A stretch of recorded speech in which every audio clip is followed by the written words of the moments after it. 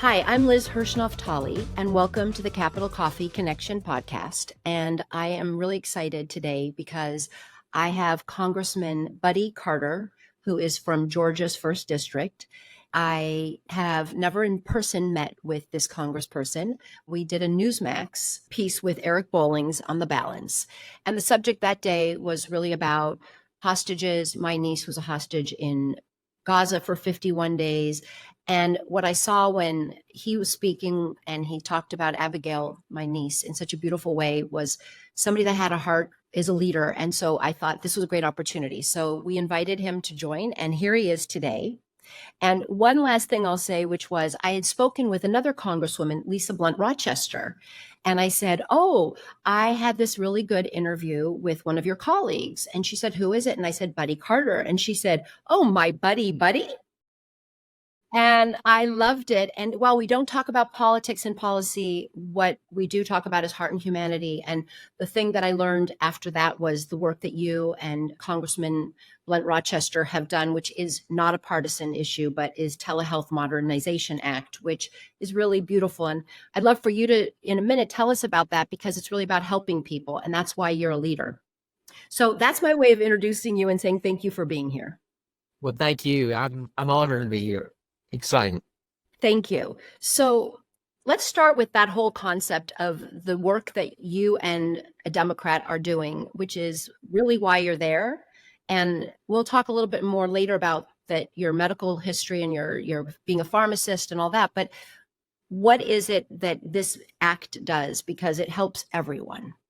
Well, it does. And obviously, we all know what happened during the pandemic. We all know that a lot of things changed during the pandemic.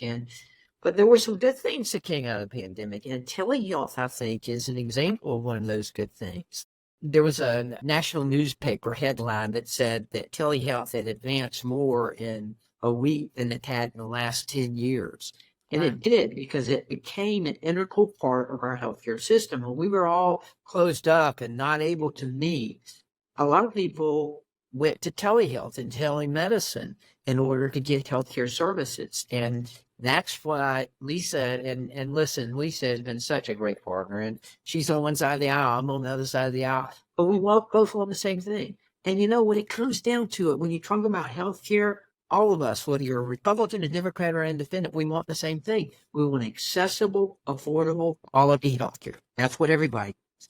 And Lisa's been a great partner, and we've worked together on a number of bills and a number of pieces of legislation in energy and commerce to advance healthcare, and I think to make it more accessible. And that's what telehealth does. It makes it more accessible, particularly for those in rural areas, particularly for those who can't travel as much.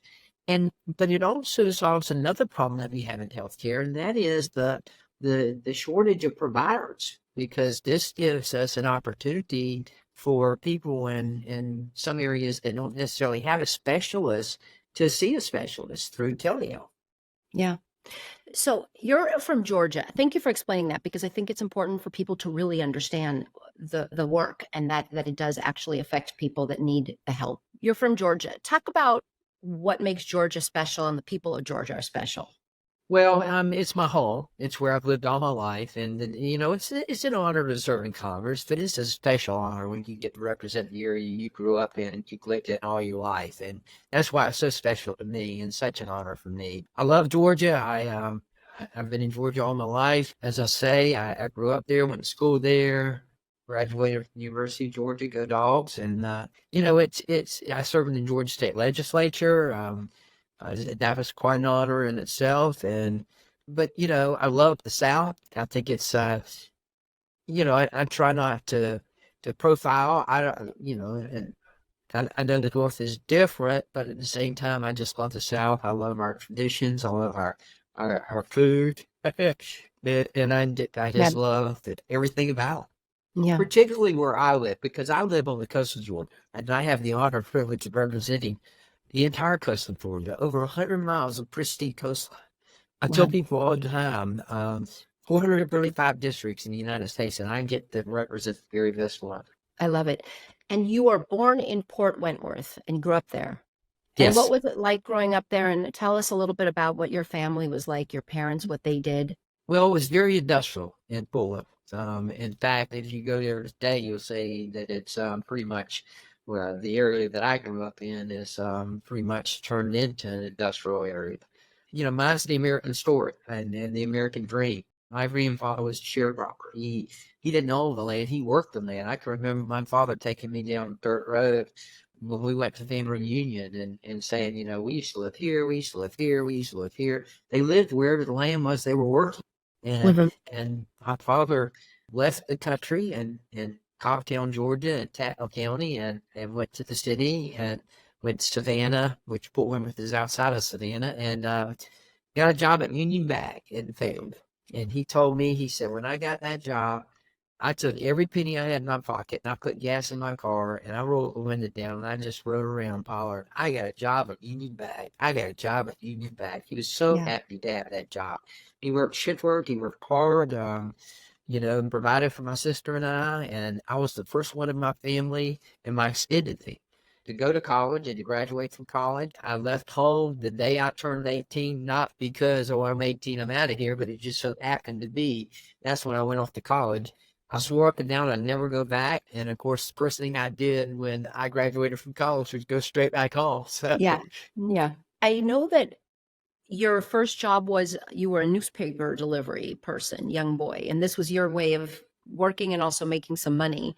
You know, you're a businessman that went into politics and into public service, but was this your first entree into making a living and having to do what I saw customer service? yeah, and I did have a paper route at one time, but I always considered my first job to be a landscape engineer. I cut Mm. grass. Ah, And, okay. yeah. Another one of the very important jobs when you're young. Exactly, exactly. But and you know, it taught you the value of hard work. It taught you the value of saving and making sure that you were saving your money. And certainly, it was important for me to have that experience. But obviously, my dad had a big influence on my life. Another important lesson he taught me was that whenever I went off to college, when I came back, he actually got me a job in that paper. I don't know how familiar people are with paper mills, but there's a place called a brook beater, which is at the bottom of the paper machine. And it's not hell, but you can see hell from there. It is hot. And my dad had the wisdom to get me a job working on that brook beater. I couldn't get back to school fast enough, I tell you. Yeah. Yeah, I think you get those jobs which also make you want to go to school, but it also gives you this understanding. So no matter what you do, you understand like the hardest jobs that people could have, so you can actually relate to them. My dad, gave me the hardest jobs when I went to work for him when I was 13, and I just did them. But then I look back and I'm like, boy, he gave me the worst possible jobs, you know? I think they do it intentionally. Yeah, yeah. So I know that you went to school in Georgia and all that. And could you talk a little bit about sports and how that influenced your life? Because I know you played a lot of sports and perhaps teachers or coaches that were influential. Because what I've learned from a lot of leaders is the importance of teachers and mentors as they grow up. Well, I love sports and I wanted to be a football star. Unfortunately, not only was I short, I was also slow. So it just didn't work out. Yeah. But I don't know that anybody loved it any more than I did. And it still do. I still follow all of them closely. Football, basketball, baseball, played a lot of tennis. Just love them all. It did have a big influence, but thank you for mentioning teachers because, you know, I think back and I read something one day that said that, you know, you may not remember who won a certain sporting event a year, but you always remember who your teachers were. And I do. I remember my elementary school teachers, Miss Carter, Miss Cook, Miss Lane, Miss Toot, Mr. Usher, and I just remember all of them. And they had such a big influence on my life, and I was so blessed to have greater teachers. And I tell my wife all the time, I met my wife in college. She was my chemistry lab partner. I didn't like her at first because she was so much smarter than I was, but she had an unfair advantage. Her mother was a teacher. She had good study habits. I Uh-huh. had habits, but they weren't study habits. So my wife did exceptionally well, but again, she had an unfair advantage. Her mother was a teacher. But you got married early, or you married her, and then you had kids and you have grandkids. So you were actually pretty smart to marry somebody who was smarter than you. Yes, very much so. It And how still is it is. to be, yeah, exactly. And how do you balance, because you're traveling so much, with being there for your wife, being there with your kids, your grandkids, to have a full life? Well, it is a challenge, and you have to work at it. Being up here a lot, and we are up here a lot, and we travel a lot, is challenging. And then I've got grandbabies all over the country. I've got them in Charlottesville, Virginia, which is not bad from DC. It's only a couple Right. hours outside of New Orleans and Atlanta. So it really is an effort to make sure that we touch everyone. And my wife is a professional babysitter now, but there's a balance. There's no question about that. Public service is important too. I hope that's one thing that my children, my grandchildren learn, is just how important this is, because we need good people. You know, We do. people ask me all the time, what's the most surprising thing that you've learned since you've been a member of Congress? And the most surprising thing is also the most encouraging thing, and that is there really are a lot of good people up here. There are Yeah. really a lot of people up here for the right reasons and to Yes. move this country forward. And I think that gets lost in the media. That's why for me this podcast is important, because it gives people an opportunity. You on most news, or when we were on news, it's a soundbite. You get 2 minutes, you got to get all that information in, but we don't really have an opportunity to learn about the character or the heart or the home where you come from. And I know that when I grew up, Democrat or Republican, my mom knew people's history. She would tell us where they came from, where their family background was. And I always thought that was so interesting. And then as an adult, I was like, wait a minute, we're entrenching, we're not talking. And that's why I thought this was a great, and I started this about a year ago thinking, how do we talk to people? Because I wouldn't have known anything. And you went to school, you studied pharmaceutical, you're a pharmacist, then you opened up pharmacies, and then you decided, okay, now I'm going to go and do public service.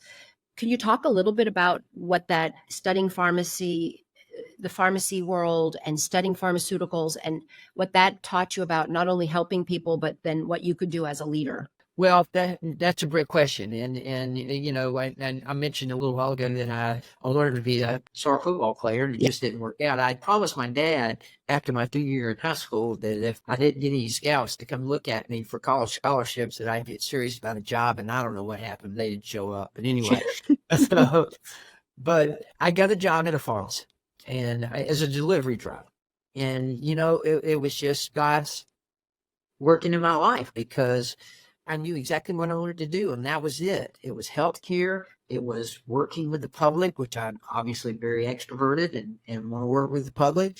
And I knew exactly what I wanted to do. Went to school, got my degree. I was practicing pharmacy when I was still 21 years old, and was able to get out and start practicing pharmacy, and have been doing that. Was able to open my own business and had success business wise. So I want to give back to the community that's given so much to me, because I've lived the American dream, and this is important. And what we do with Congress is important. I'm trying to stress to my staff all the time. For many people, we're the last resort. We're the last hope that they have of getting a situation resolved. And we need to take that very seriously, and we do.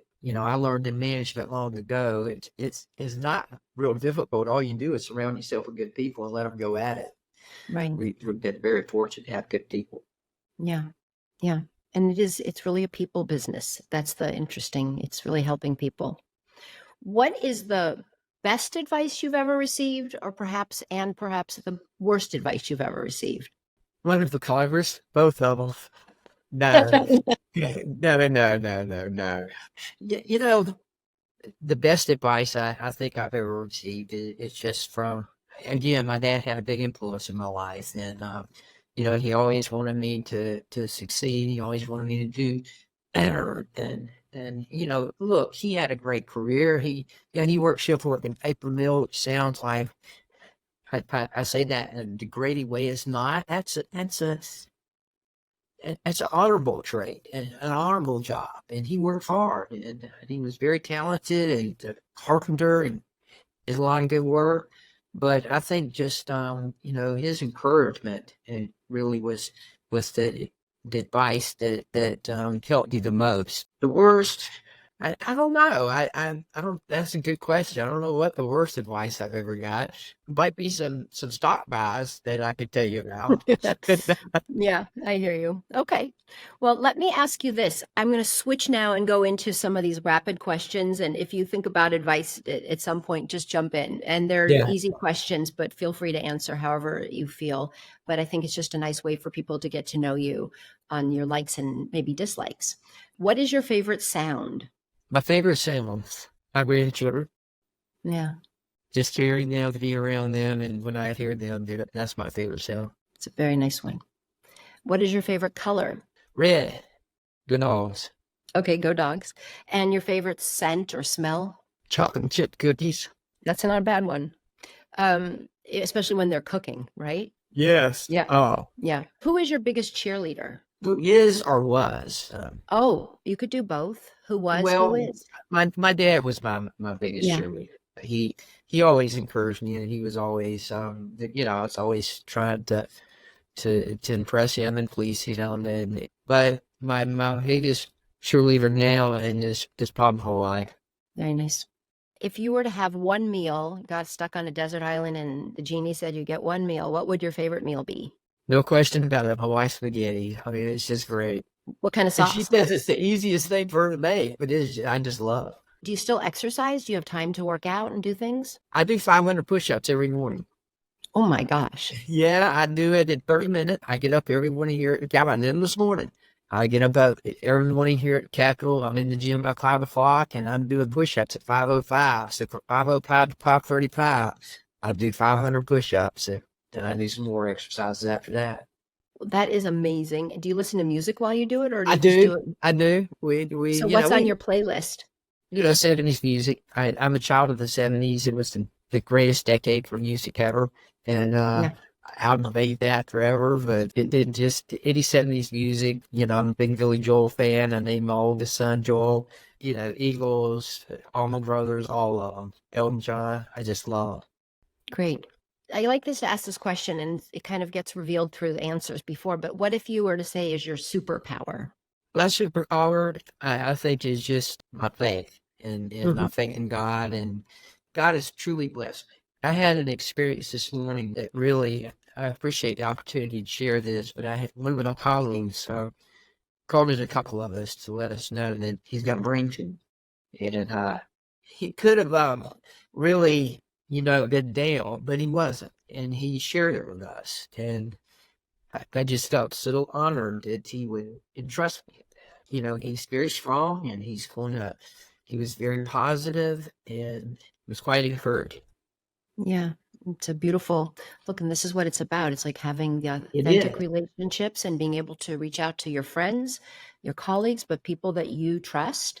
I think just being able to do that shows his strength, and then him being able for you to listen gives him the strength, which is beautiful. I'm Yeah. sorry to hear the story, but there's something very special about it. Yeah. Well, on that one, I'm going to ask you. I also understand you like to hike and hang out outdoors and hunting and being in the nature. And do you have opportunities to do that and just to kind of get away? Well, I'm more of a fisherman than I am a hunter, and Okay. I really do like to get outdoors. I mean, having grown up on the coast of Georgia, it's the most beautiful area in the world, and some of my fondest memories growing up were fishing with my dad, Yeah. and we just recently bought a house on the water, our dream home. So What kind of fish do you get? What kind of fish are you fishing for? we're on the saltwater. We're on the redfish and trout. So that's really what we fish for. Yeah, that's lovely. And do the kids fish with you, grandkids? They do. And Yeah. my wife, and I talked to her last night, and she was saying, "Oh, I just bought a couple of crabs by the dock. We got to get some chicken necks and go crabbing." So That's nice. So like a date would be if your wife could be going crabbing. yeah, it could be. Yeah, I love that. I love that. Okay, so I also would love to just know if you and your wife could go anywhere in the world, just the two of you, where would you love to go on vacation with each other?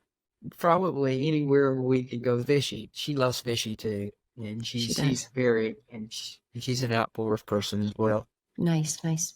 So my last question that I love to ask each person, and answers can be anything but they've been beautiful, is about joy. And I know we've touched on your faith and why you serve and why you want to be there. But if you could talk specifically about what joy means to you and what brings you joy, and then how you share that joy to give others happiness and their joy, and to also feel like connected. There was a time in my life when I thought that the greatest joy a person can possibly experience was the joy of being loved. Until one day I realized that the greatest joy a person can experience is the joy of giving. It really is joyous. And just to be able to give love and to show love to people is just the greatest joy I think anyone can ever experience. Yeah, that's really beautiful. I want to say thank you first for really being here. You really touched me, and I've given me a lot to think about today. And I appreciate your love for your state, for the South, and for your family, and for the people.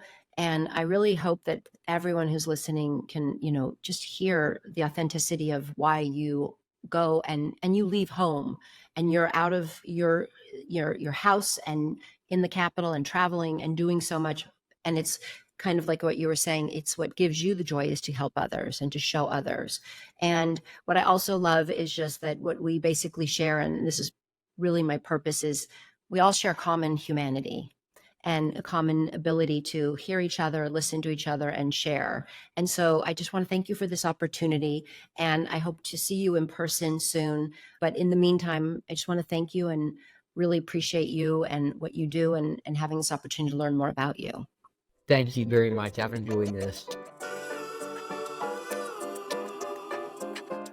Hi, it's Liz. Please join me every Tuesday for coffee to talk about heart and humanity with our elected leaders. Remember to hit subscribe to get an alert when a new episode is live and for exclusive content. Ciao!